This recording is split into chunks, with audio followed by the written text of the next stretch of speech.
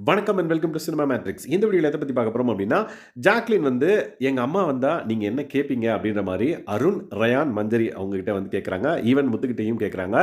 என்ன அவங்க பதில் சொல்லியிருக்காங்க அப்டின்றத டீட்டெயில்டா இந்த வீடியோல பார்த்துடலாம். அதுக்கு முன்னாடி நம்மளோட சேனல நீங்க சப்ஸ்கிரைப் பண்ணாம இருந்தீங்கன்னா, சப்ஸ்கிரைப் பண்ணி சப்போர்ட் பண்ணுங்க. ஃபர்ஸ்ட் வந்து பார்த்தீங்கன்னா, அவங்க அருண்ட்ட வந்து கேட்கறாங்க. அருண் வந்து கிளியரா ஒரு பதில் சொல்றாரு. என்னன்னு பார்த்தீங்கன்னா, இவங்க அடிக்கடி எங்க அம்மா மீன் குழம்பு சூப்பரா வைப்பாங்க அப்டின்ற மாரி சொல்லிட்டு இருந்திருப்பாங்க.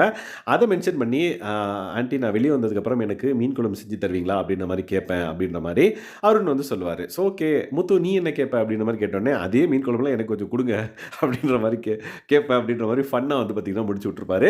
அதுக்கப்புறம் வந்து பார்த்தீங்கன்னா, மஞ்சரி வந்து என்ன கேட்பேன்னு கேட்டதுக்கு, மஞ்சரி வந்து நீங்க ஊன்றல்ல அப்பல்லாம் நீங்க என்ன பண்ணுவீங்க? கோவம் வருமா? இல்ல என்ன வரும் உங்களுக்கு? அப்படின்ற மாரி கேட்பேன். ஜாக்லின் வந்து இந்த மாரி பண்றப்போ உங்களுக்கு கோவம் வருமா? அப்படின்ற மாரி கேட்பேன் அப்படின்ற மாரி ஃபன்னா வந்து ஜாக்லின ஓட்டிட்டு இருப்பாங்க. அதுக்கப்புறம் முக்கியமா ரயான்ட்ட கேட்கிறப்ப அவங்க வந்து ஒரு கேள்வி கேட்பாரு அப்படின்ற மாரி ரயான் வந்து சொல்லுவாரு அவங்க அம்மாகிட்ட. என்னன்னு பார்த்தீங்கன்னா, உங்களுக்கு எத்தன பசங்க? அப்படின்ற மாரி கேட்பேன் அப்படின்ற மாரி. இது என்னடா இது? அவங்களுக்கு 2 பசங்க தான் உனக்கு தெரியாதா? அப்படின்ற மாரி முத்துக்குமரன் சொல்லுவாங்க. இல்ல 3 அப்படின்ற மாரி ரேயான் வந்து காமிப்பாரு.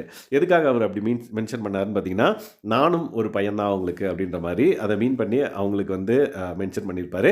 ஜாக்லின் வந்து அத கேட்டதுக்கு அப்புறம் ஒரு விஷயம் சொல்லுவாங்க. ஸோ இந்த பர்ட்டிகுலர் விஷயம் எந்த அளவுக்கு இவங்க 2 பேருக்குள்ள இருக்க ரிலேஷன்ஷிப் இருக்கு அப்படின்றத வந்து நம்மளுக்கு தெளிவா காட்டுது. ஸோ இவரே நெறைய இடத்துல வந்து பார்த்தீங்க அப்படின்னா, ஜாக்லினோட இன்னொரு தம்பியா நான் இருக்கிறேன் அப்படின்றத வந்து ரிஜிஸ்டர் பண்ணியிருக்காரு நெறைய இடத்துல. ஸோ இங்கேயும் வந்து பார்த்தீங்க அப்படின்னா, நாளைக்கு அவங்க அம்மா வந்தாங்க அப்படின்னா, நானும் ஒரு பையன் அப்படின்றத வந்து அவரு இங்க சொல்றத நம்மளால பார்க்க முடியுது.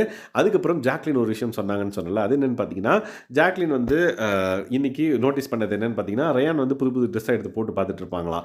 "ரயான் உங்க வீட்ல தான் இன்னைக்கு வந்து போயிட்டாங்களே, எதுக்கு நீ திரும்ப திரும்ப புதுசா இது ஓகேவா? அது ஓகேவான்னு கேட்டுட்டு இருக்க?" அப்படின்ற மாரி கேட்டதுக்கு, "இல்ல நாளைக்கு உங்க அம்மா வருவாங்கல்ல, ஸோ அப்பயும் நான் வந்து அழகா இருக்கணும்ல." அப்படின்ற மாரி ரயான் வந்து சொல்லுவாராம். ஸோ தட் ரயான் வந்து லைக் ஜாக்லினோட எந்த அளவுக்கு ஒரு பாண்டிங்ல இருக்காரு அப்படின்றத இது மூலமா வெளிப்படுத்தியிருக்காரு. ஸோ அவங்க பாண்டிங் பார்க்குறப்ப நம்மளுக்கும் வந்து நல்லா தான் இருக்கு.